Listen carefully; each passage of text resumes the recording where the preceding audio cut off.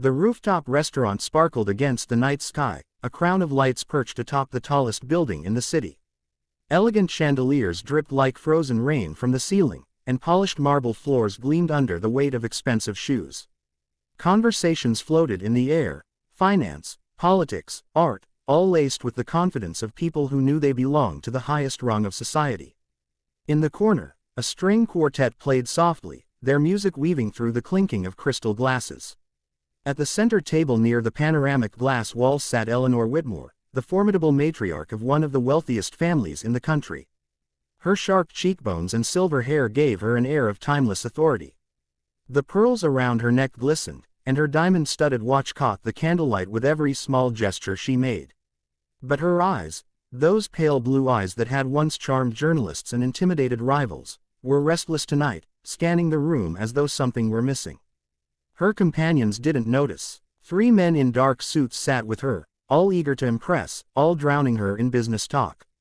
"The market will correct itself by the end of the quarter," one said, swirling his wine as if performing for an audience. Another leaned forward, pointing to numbers on his phone screen, speaking of mergers and percentages. Eleanor nodded politely, her mind only half present. She had heard these conversations 1,000 times before. Money had been her constant companion, but tonight, it felt hollow. Then came Clara. She moved through the crowded dining floor with the grace of someone used to balancing fragility, fragile plates, fragile egos, fragile paychecks that never stretched far enough. She wore the crisp black and white uniform of the restaurant, her hair neatly tied back, her shoes slightly worn but polished to shine. Clara had been working double shifts all week, trying to cover the rent and the medical bills left behind after her mother's passing. Each step she took carried both exhaustion and determination. She smiled at guests, bowed her head politely, and masked the ache in her back. Approaching Eleanor's table, Clara steadied the tray in her hands. "Good evening, would you care for some water?" Her voice was gentle, respectful, touched with the faintest tremor that came from addressing people who existed in a world she could never dream of entering. Eleanor looked up absently, her hand still hovering over her fork. She nodded, and Clara leaned slightly forward to pour from the crystal jug. As she did, her blouse shifted just enough to reveal a thin silver chain hidden beneath her collar. A small pendant slipped free, catching the glow of the chandelier. It was a heart-shaped locket. Eleanor's eyes froze. Her breath caught as though invisible fingers had wrapped around her throat. She stared at the tiny piece of jewelry swinging gently in the light, her hand trembling as the fork clattered against her plate. The noise startled the businessmen, who paused mid-sentence, glancing at her with concern. But Eleanor didn't notice them. Her entire being was fixed on that locket. It couldn't be. It simply couldn't. Yet her heart knew. Her body knew. Memory flooded her with the force of a dam breaking. She had seen that very locket before, half a century ago, in another life, when the air smelled of lilacs and her daughter, Margaret, had been 16, her laughter ringing like music through their mansion's hallways. She had chosen the locket herself, browsing a little jewelry shop in Paris during one of their travels. It had been modest compared to the extravagant diamonds Eleanor could easily afford, but something about its simplicity, its tenderness, had spoken to her. She had it, engraved with initials, M.W., and presented it to Margaret on her birthday. She remembered the way her daughter had gasped, eyes shining, as she clasped it around her neck. But that was before the shouting, before the slammed doors, before Margaret vanished. The memory of that final night haunted Eleanor still. Mother and daughter locked in a bitter fight, words too sharp to take back, pride too stubborn to bend. Margaret had stormed out into the night, the locket gleaming against her collarbone as she disappeared into the darkness. Eleanor had waited for her to return. She never did. For years Eleanor searched. Detectives were hired. Notices were placed. Prayers whispered into the silence of her sprawling, empty house. And then, eventually, despair hardened into resignation. She told herself her daughter must have died, or chosen to cut ties forever. Eleanor had lived with that wound buried deep inside, hidden beneath the armor of power and wealth. And now, tonight, here it was. That same locket, swinging from the neck of a waitress who couldn't be more than 25. Her vision blurred with tears. Her chest ached as though her heart had cracked open. Her lips trembled, and the mask of Eleanor Whitmore, the untouchable billionaire, the Queen of Steel, shattered in an instant. Tears spilled freely, sliding down her carefully powdered cheeks. "Madam, are you all right?" Clara asked softly, alarmed by the sudden shift. Eleanor's hand reached out before she could stop herself, her voice shaking. "That necklace, where did you get it?"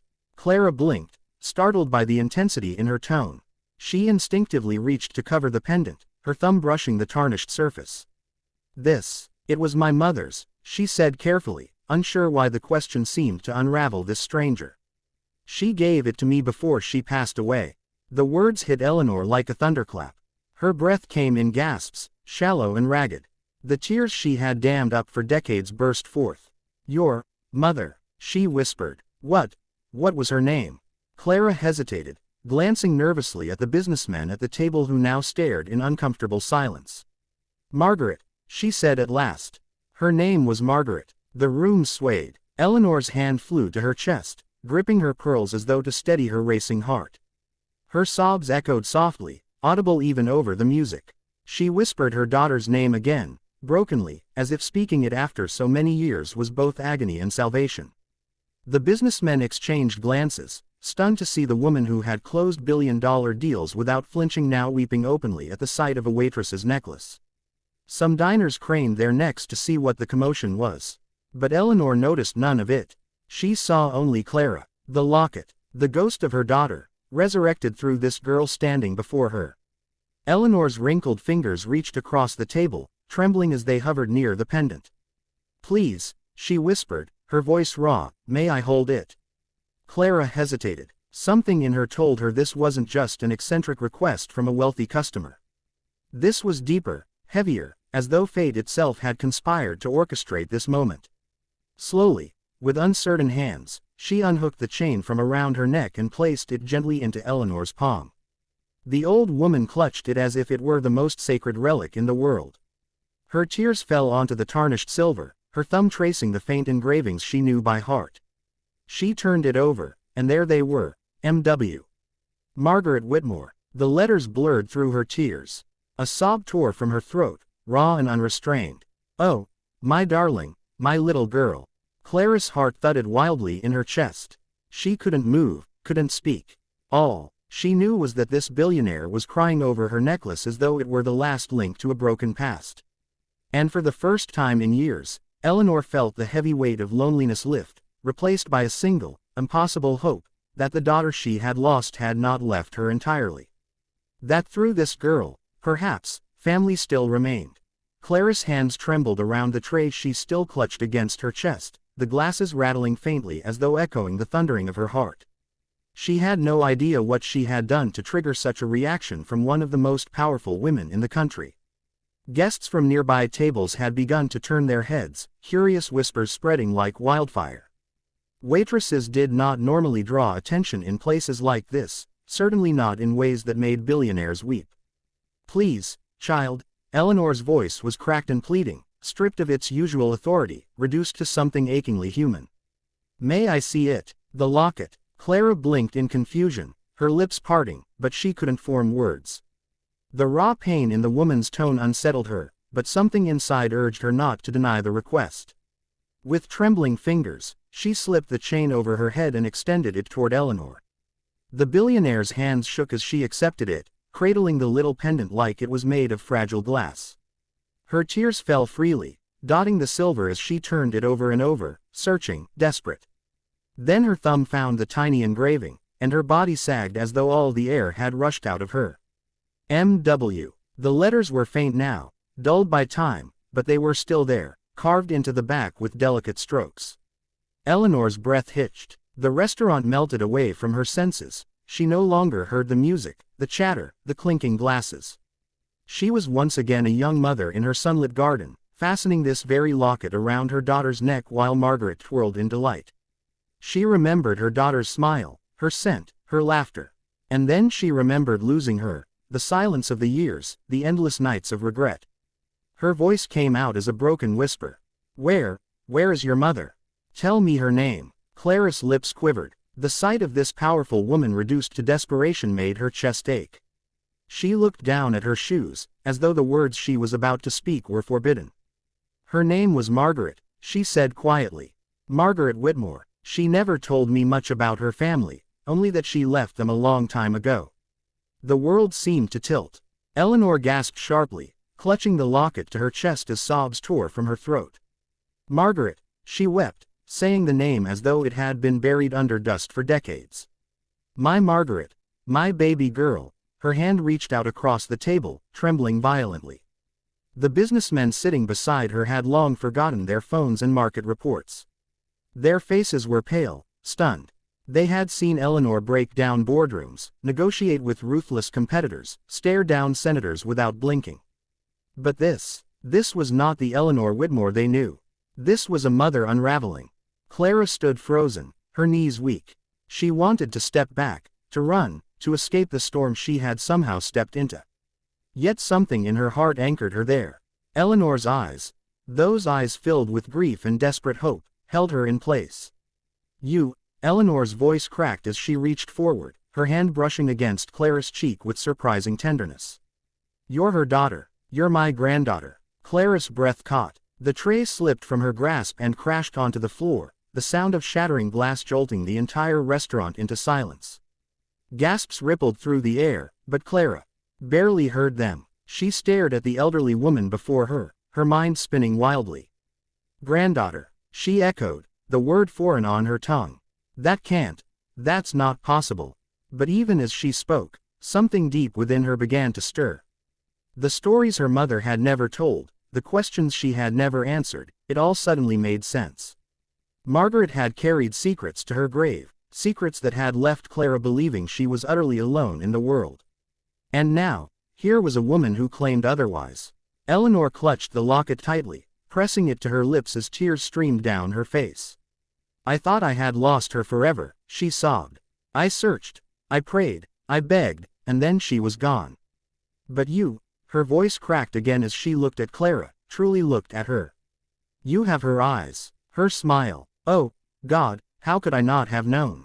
Clara's own eyes brimmed with tears, though confusion fought against the ache in her chest. She shook her head, stepping back slightly. No, this doesn't make sense. My mother, she never spoke about you. She said we had no family. She said we were on our own. Eleanor flinched as though struck. Guilt washed over her face, deepening every line, every wrinkle etched into her skin. Because of me, she whispered hoarsely. Because of the things I said. The fight we had. I drove her away. I destroyed everything. The confession hung heavy in the air, pressing down on both women. Clara's hands trembled at her sides. For years she had wondered why her mother avoided the subject of family, why she turned away when Clara asked about grandparents or cousins. She had thought perhaps her mother had been ashamed, or perhaps there had been no family at all. And now, in the most unexpected of places, the truth was unraveling before her. The restaurant had fallen into an almost reverent silence.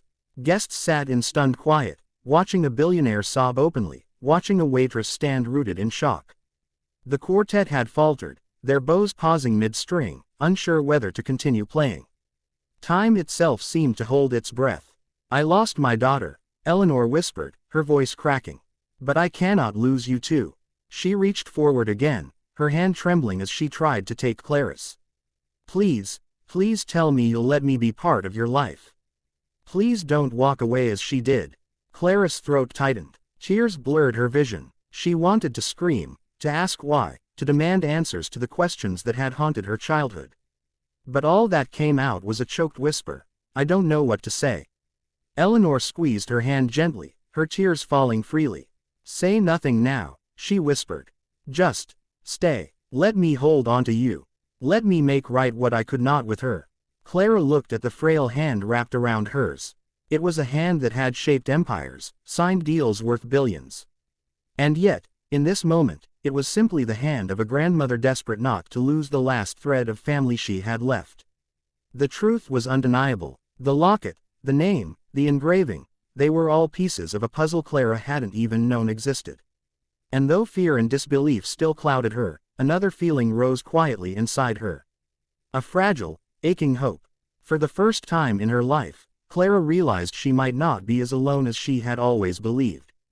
And for Eleanor, With tears streaming down her cheeks, it was as though a broken heart had finally found a reason to beat again.